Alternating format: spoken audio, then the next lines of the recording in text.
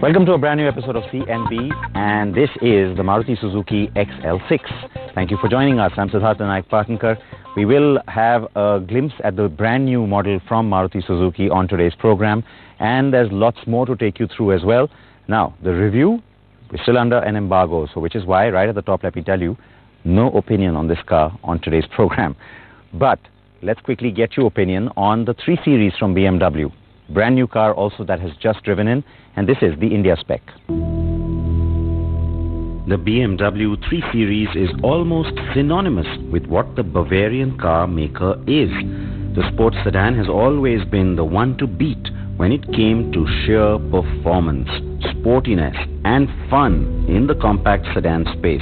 Every car from the Lexus IS to the Jaguar XE have always benchmarked against this sedan, not to mention the Mercedes-Benz C-Class and Audi A4 too.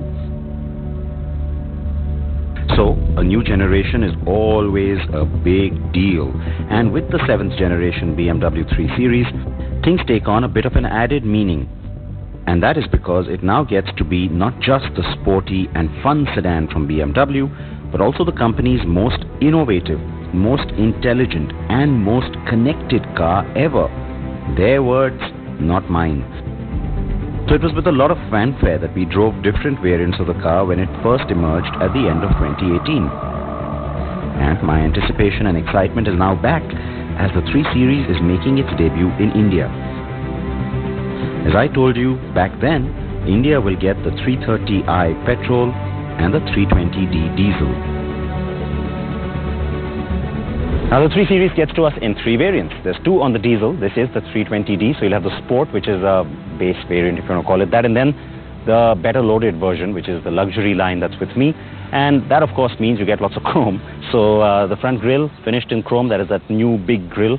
You've got this element which is kind of like a signature to the 3 Series, and you'll see it on all the variants except the M Sport trim. Now the 330i, the petrol, will come in the M Sport trim, and it has this much larger, chunkier, sportier, snarling bumper. And those of you who remember my global drive on this car a few months ago, that car, the blue one, Portima Blue, was the M Sport. So the big difference is really in the bumpers, but otherwise everything else on the car, you know, the hood with all the metal that has musculature rising up, few very subtle cuts and lines across the side. All of the rest, like I said, remains pretty much the same. And for me, the one sort of highlight, the nice design feature that I've really appreciated, this beautiful 3D effect tail light. And this tail light styling is kind of in keeping with what's happening across the BMW range. And then, like I said, similar element in the rear bumper and the chrome tipped exhausts on both sides to tell you that this is a luxury line. No badges on the car saying luxury line like you had on the last generation. All 3 versions will be made in India at BMW's Chennai facility. India will not be getting the range-topping 367 bhp M340i X-Drive, sadly. Well, at least not at the launch. It may be brought in as an import option later on. The new 3 Series looks grown up, bold, decisive and very muscular. The confused, drooped-down appearance of the previous car is gone, and back is the very familiar taut muscle rippling through some tight compact proportions. Yes, the car looks ready for action and yet has a sense of width and sophistication.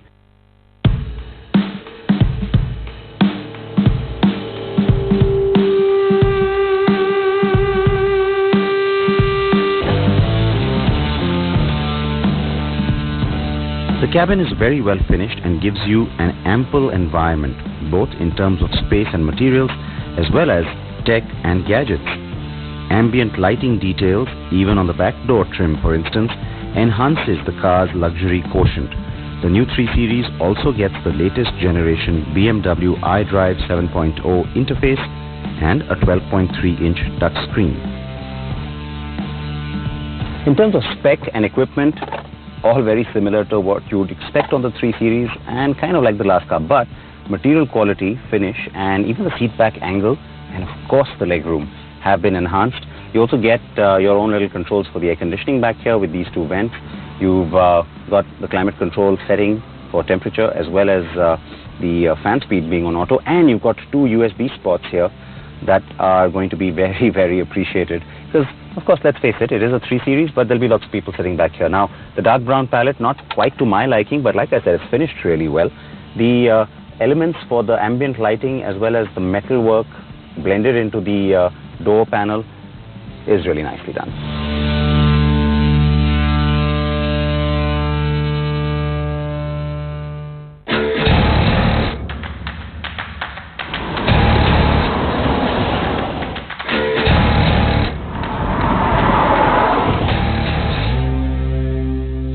On the road, the new generation BMW 3 Series sure feels like an all-new car. While the last car was reasonably sporty, the character on the new one is more obviously so. Yet, the engine choices may be a bit of a letdown, as the 2-liter diesel and petrol are no fire starters. I remember feeling the same way during the global drive. Neither will they feel like they're letting you down, nor will they really get your attention or put a big broad smile on your face. So why then am I calling the car sportier than its predecessor? That goes to its handling and steering feel.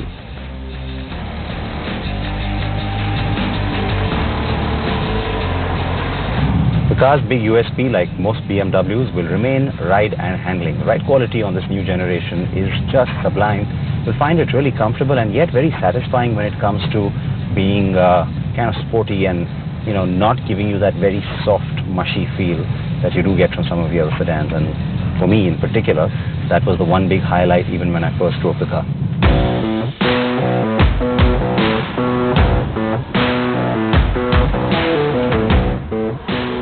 Both are excellent and the 3 Series feels like it should as a result. Ride quality is also great, and it will feel well balanced to the Indian driver. And even though you get a sense that you're driving a bigger car than before, it's not in a way that will bother you. If anything, in the Indian context, that's probably a good thing. So the sharp steering and precise handling will definitely get your juices going. Now the 320D gets an inline 4-cylinder diesel with 186 bhp and 400 Nm of peak torque. It will do 0 to 100 in 6.8 seconds and has a top speed of 243 km per hour. That's the car on your screens, though as you may recall, we also tested the new 330i before. The petrol inline 4 on the 330i has 253 bhp and also gets 400 Nm of peak torque with a wide band from 1550 to 4400 RPM.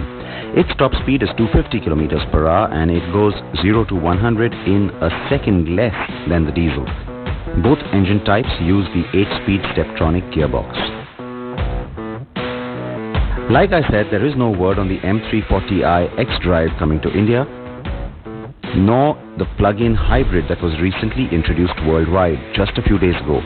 The 330e makes 249 bhp and may still come to us by the end of 2020 as BMW starts to get serious about electrification across its range, not just globally, but in India too.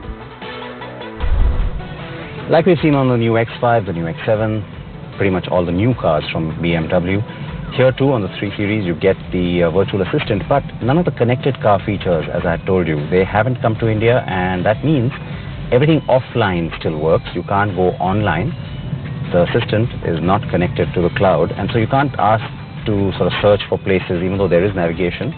However, you can ask for some other practical things like, "Hi BMW, what's the tire pressure like?" "Hi BMW, what's the tire pressure like?" The current pressure is all right for all tires. All right. "Hi BMW, what's my remaining fuel level?" The remaining range is 551 kilometers. All right, so I can go a fair distance, but as you can see, practical.